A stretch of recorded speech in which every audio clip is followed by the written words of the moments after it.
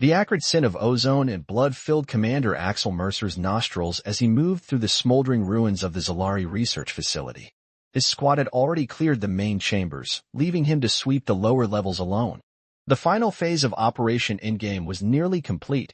Humanity's 8-year war against the psychic predators would end today. Sector 7 clear, he reported into his comms, the words echoing inside his combat helmet. Moving to final chamber. Mercer's hand tightened around his pulse rifle as the door to the underground laboratory hissed open. The war had cost him everything. His wife, his daughter, his hometown. All vaporized in the Zalari's first strike on Earth. Every alien he'd killed since had been a small payment toward an unpayable debt. The laboratory lights flickered, casting eerie shadows across abandoned equipment. Something moved in the corner, a faint rustle followed by labored breathing. "Contact," he whispered, raising his weapon and activating his tactical light. The beam illuminated a slender figure chained to a medical apparatus. A female Zalari, her silvery skin marred with bruises and surgical scars. Unlike the warriors he'd faced, she wore no armor, just a simple medical gown. Her large, iridescent eyes, characteristic of her species, reflected his light with an almost hypnotic intensity. "Human," she rasped in perfect English, her voice surprisingly melodic despite her condition. "You've come to finish me." Mercer's finger tensed on the trigger.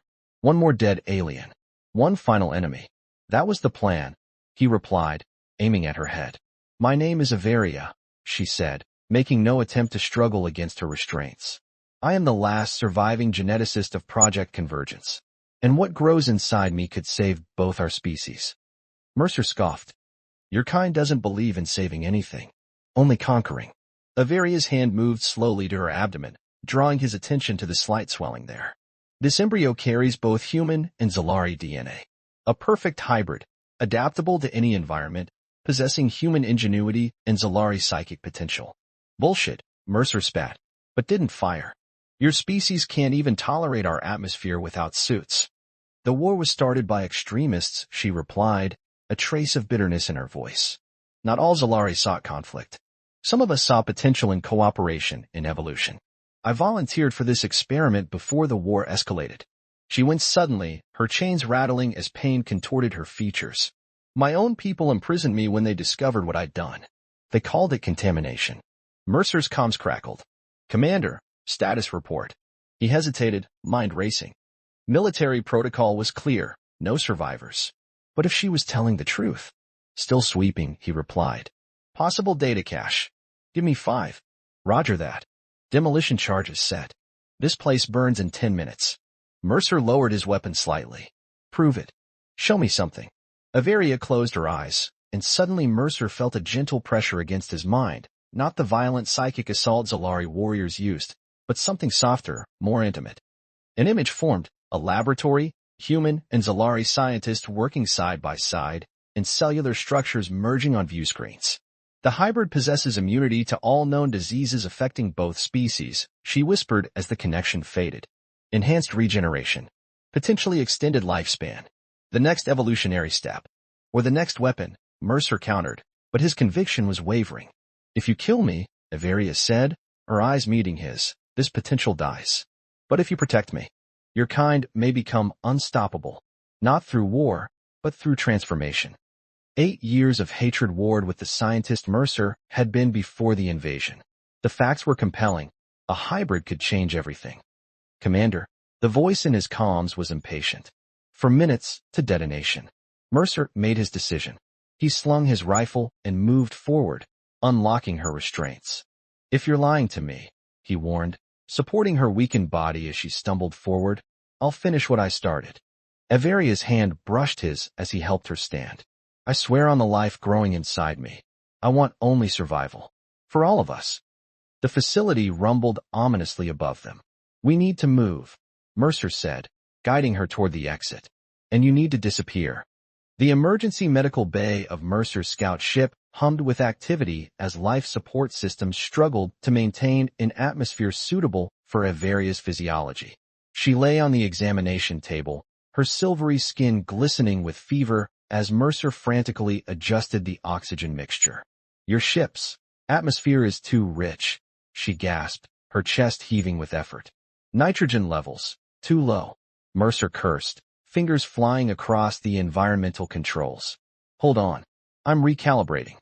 He had smuggled her aboard in an equipment case, narrowly avoiding detection during the extraction.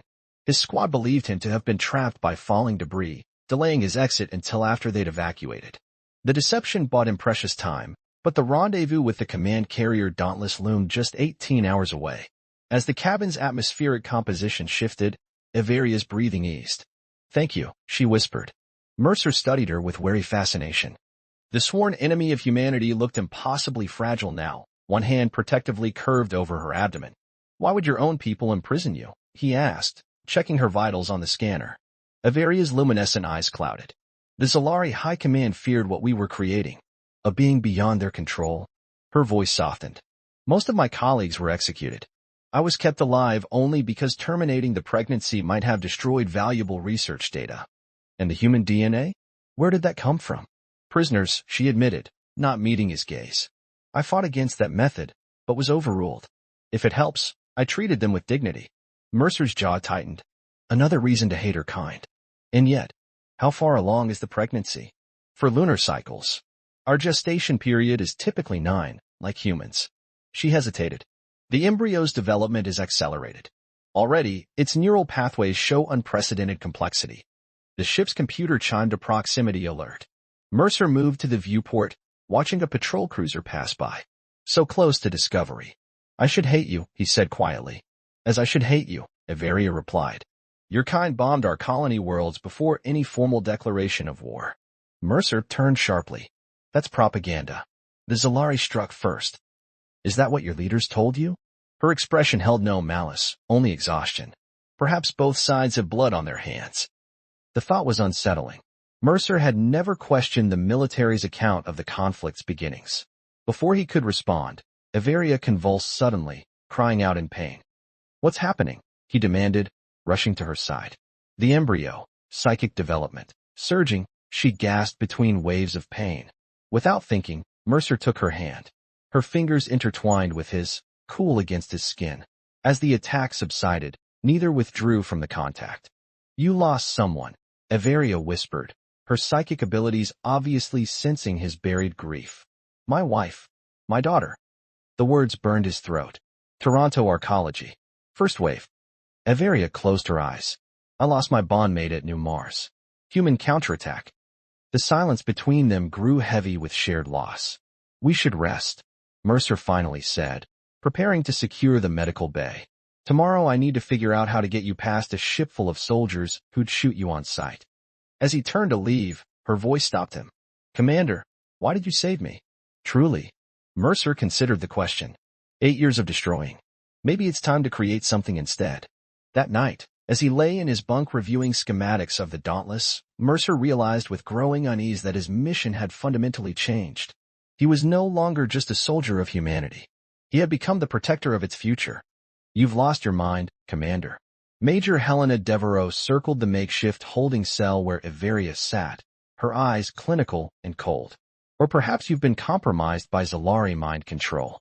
Mercer stood rigidly at attention, his gamble having failed spectacularly.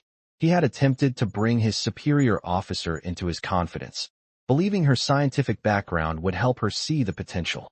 Instead, she had immediately called security. "The hybrid represents a scientific breakthrough," he argued. "Think of the applications." "I am thinking of them," Devereaux interrupted. "Which is why I've ordered the alien to be transferred to central labs for vivisection. The embryo will be extracted for study." Horror flooded Mercer's veins. "She won't survive that procedure."